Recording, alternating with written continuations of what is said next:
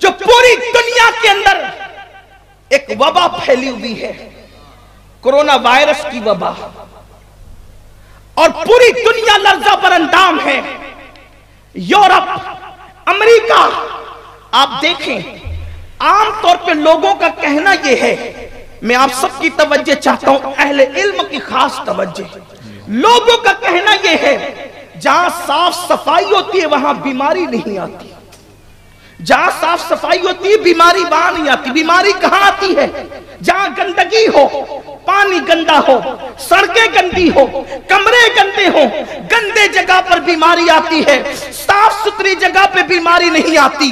اور پھر وہ مسلمانوں کو تانا بھی دیتے ہیں کہ مسلمانوں کے محلے گندے، مسلمانوں کے مکانات گندے، مسلمانوں کے کپڑے گندے، حالانکہ واللہ مسلمانوں کے یہاں گندگی کا کوئی تصور نہیں ہے۔ اگر مسلمان اپنے گھروں کو گندا رکھتا ہے تو یہ اس کی جو ہے کوتاہی ہے، لباس کو گندا رکھتا ہے یہ اس کی کوتاہی ہے، محلے کو گندا رکھتا ہے یہ اس کی کوتاہی ہے۔ لیکن امریکہ والوں، یورپ والوں، تمہاری تو سڑکیں بھی صاف ہیں، تمہارے یہاں تو پانی بھی فلٹر ہے، تمہارے تو کپڑے بھی صاف ہیں، تمہارے کپڑوں میں بدبو نہیں خوشبو آتی ہے۔ لیکن کورونا وائرس اس بستی میں زیادہ ہے جہاں مسلمان نہیں ہے بلکہ دوسرے لوگ ہیں۔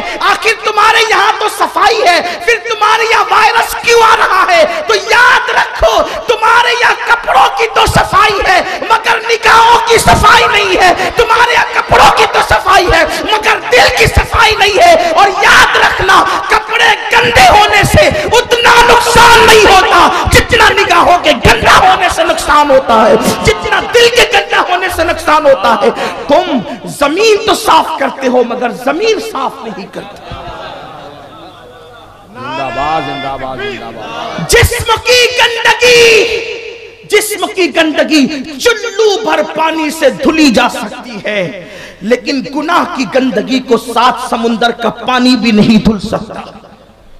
بات کورونا وائرس کی آئی تو میرے ذہن میں ایک روایت آئی، یہ وبائی بیماریاں کیوں پھیلتی ہے؟ وبائی بیماری پھیلنے کی وجہ کیا ہے؟ حدیث پاک کا مفہوم ہے، دیکھو اچانک بیماری کا آنا، وبائی بیماریوں کا اچانک آنا اور ہزاروں لاکھوں لوگوں کا موت کے گھاٹ اتر جانا۔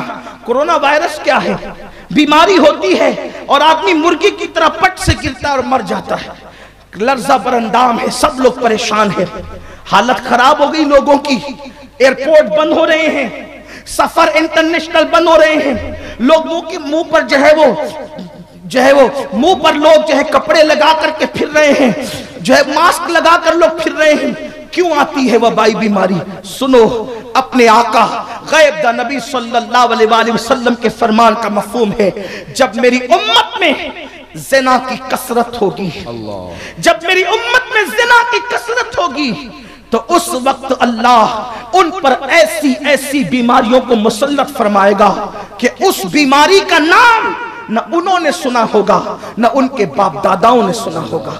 کورونا وائرس کا نام آج سے پہلے کبھی آپ نے سنا تھا؟ ہم نے سنا تھا، ہمارے باپ داداؤں نے سنا تھا۔ آؤ زنا کی نحوست سے کیسی اموات واقع ہوتی ہے، جلدی جلدی سے حدیث پڑھوں گا، حالانکہ میرا یہ عنوان نہیں، میں اپنے عنوان کی طرف جلدی سے آنا چاہتا ہوں۔ میرے آقا صلی اللہ علیہ وسلم کے دیوانوں، یاد رکھنا کچھ گناہ ایسے ہیں جب انسان گناہ کرتا ہے بغیر توبہ کے کریم یوں ہی معاف کر دیتا ہے، کچھ گناہ ایسے ہیں جب کوئی گناہ کرتا ہے بغیر توبہ کے اللہ معاف کر دیتا ہے، کچھ گناہ توبہ کرنے کے بعد معاف ہوتے ہیں، کچھ گناہ جنازے کے چلنے کے ساتھ معاف ہوتے ہیں، کچھ گناہ بیمار کی عیادت کی بنیاد پہ معاف ہوتے ہیں، کچھ گناہ اذان کا جواب دینے پر معاف ہوتے ہیں، کچھ گناہ نماز پڑھنے پر معاف ہوتے ہیں، اور اللہ اکبر کچھ گناہ ایسے ہیں جن کی سزا قدرت دنیا میں دے دیتی ہے آخرت میں بچا لیتی ہے، کچھ گناہ ایسے ہیں جس کی سزا دنیا میں بھی ملتی ہے اور آخرت میں بھی ملتی ہے، لیکن کچھ گناہ ایسے ہیں جس کی سزا دنیا میں بھی ملتی ہے اور آخرت میں بھی ملتی ہے، اور وہ گناہ ایسے ہیں اس کی سزا صرف گناہ کرنے والے کو نہیں بلکہ اس کی نسلوں کو بھی ملتی ہے، صرف اس کو نہیں ملتی اس کی نسلوں کو بھی ملتی ہے۔ کہنے والے نے کہا تھا لمحوں کے گناہوں نے صدیوں کی سزا پائی، وہ کون سا گناہ ہے جس کی سزا نسلوں کو بھی ملتی ہے؟ اسی گناہ کو زنا کہتے ہیں، اسی گناہ کو زنا کہتے ہیں جو آج ہر پکچر کا، ہر فلم کا ٹائٹل ہے، ہر سیریل کا ٹائٹل ہے۔ اللہ اکبر! جسم فروشی، جسم بیچنا، جسم خریدنا، آبرو کو لوٹنا، اس کا نام محبت ہو گیا، اس کا نام عشق ہو گیا۔ نادانو، عشق میں آبرو نہیں لوٹی جاتی بلکہ جان دے کر کے محبوب کی آبرو کو بچایا جاتا ہے۔ یہ کون سا عشق ہے جو آبرو کو لوٹ رہا ہے؟ یہ کون سا عشق ہے جو بیٹیوں کو بھگا کر لے جا رہا ہے؟ یہ کون سا عشق ہے جو ماں باپ کے ساتھ بغاوت کر رہا ہے؟ یہ کون سا عشق ہے جو خاندان کے ساتھ بغاوت کر رہا ہے؟ یہ کون سا عشق ہے جو اللہ اکبر پورے معاشرے کو تباہی کے دہانے پہ لے جا رہا ہے؟ سنو سنو، عشق والے وہ تھے کہ اللہ دار پر چڑھ گئے لیکن کبھی پاک دامنی سے انہوں نے ہاتھ نہیں دھویا، ان کے دامن کبھی گندے نہیں ہوئے، ان کی آنکھیں کبھی گندی نہیں ہوئی۔ میرے آقا صلی اللہ علیہ وسلم کے دیوانوں اور اے خاتون جنت کی کنیزوں، آج جو آؤ سنو اللہ اکبر! ایک مرتبہ کا واقعہ ہے کہ ایک قوم جب اللہ کے ساتھ بغاوت کرنے لگی، اپنے کردار میں، اپنی گفتار میں، اپنے انداز زندگی میں، اپنی صبح میں، اپنی شاموں میں، جب وہ اللہ کی باغی ہو گئی تو اللہ نے اپنے پیغمبر حضرت موسیٰ علیہ السلام سے کہا، موسیٰ قوم جبارین باغی ہو گئی ہے، ایک کام کریں، آپ اس پر جہاد کریں، آپ جا کر کے اس قوم کو کیفر کردار تک پہنچائیں۔ اللہ نے اپنے پیغمبر پر وحی کی، حضرت موسیٰ کلیم نے اعلان کیا، قوم کے 1,00,000 سے زیادہ جوان تیار ہو گئے اللہ کے نبی کے ساتھ جانے کے لیے، اللہ کے پیغمبر کے ساتھ جانے کے لیے لوگ تیار ہو گئے۔ جب یہ قوم چلی موسیٰ علیہ السلام کی قیادت میں تو قوم جبارین میں ایک ایسا شخص تھا جس کو اللہ نے اسم اعظم سکھا رکھا تھا، اس کی نگاہوں میں اتنی طاقت تھی کہ وہ زمین پہ بیٹھ کے عرش اعظم کو دیکھا کرتا تھا، اس کی ہر دعا مقبول ہوتی تھی، وہ اسم اعظم جانتا تھا، بڑا نیک تھا، بڑا متقی کہلاتا تھا، بڑا پارسا کہلاتا تھا۔ لوگ اس کے پاس آئے اور آ کر کہنے لگے کہ آپ دعا کریں کہ موسیٰ اور ان کی قوم ہلاک ہو جائے کیونکہ وہ ہمیں ہلاک کرنے آ رہے ہیں۔ اس نے کہا بدبختو، تمہیں عقل نہیں، میں اللہ کے پیغمبر کے لیے کیسے بد دعا کر سکتا ہوں؟ میں اللہ کے پیغمبر کے خلاف کیسے دعا کر سکتا ہوں؟ یہ کام مجھ سے نہیں ہوگا، منع کر دیا۔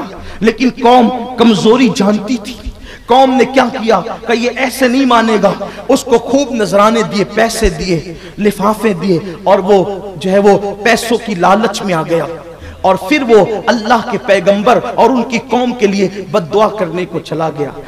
واقعہ بتانا مقصد نہیں، اختصار سے عرض کر رہا ہوں، بالآخر جب وہ پتھر پہ، پہاڑ پہ چڑھ کے بد دعا کرنے لگا تو اپنی قوم کی بجائے، موسیٰ علیہ السلام کی قوم کا نام بد دعا میں لینے کی بجائے اپنی قوم کا نام لیتا، اور موسیٰ علیہ السلام کا نام بد دعا میں لینے کی بجائے اپنا نام لیتا۔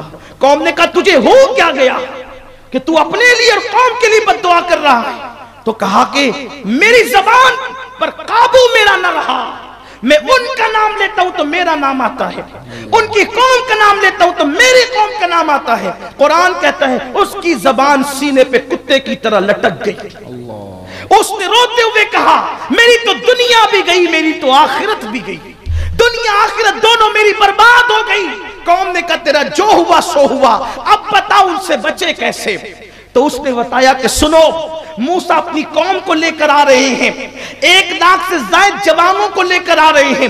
مرد آخر موم کی طرح ہوتا ہے اور عورت آگ کی طرح ہوتی ہے، جب موم آگ کے قریب جاتا ہے تو پگھل جاتا ہے اور نہیں پگھلتا تو نرم ضرور پڑ جاتا ہے۔ ایک کام کرو، اگر قوم موسیٰ کو شکست دینا ہے تو اپنی خوبصورت لڑکیوں کو بنا سنوار کر ان اس قوم کے درمیان بھیج دو، نوجوان لڑکوں کے سامنے وہ فوج ہے ان کے درمیان ڈال دو۔ جب موسیٰ کی قوم خوبصورت چہروں کو دیکھے گی، جب موسیٰ کی قوم حسین وجود کو دیکھے گی تو ان کی نظر مقصد سے ہٹ جائے گی، اور جب وہ پاپ میں مبتلا ہوگی، جب وہ زنا میں مبتلا ہوگی، جب وہ بدکاری میں مبتلا ہوگی تو موسیٰ کی قوم تمہارے ساتھ جیت نہیں سکتی۔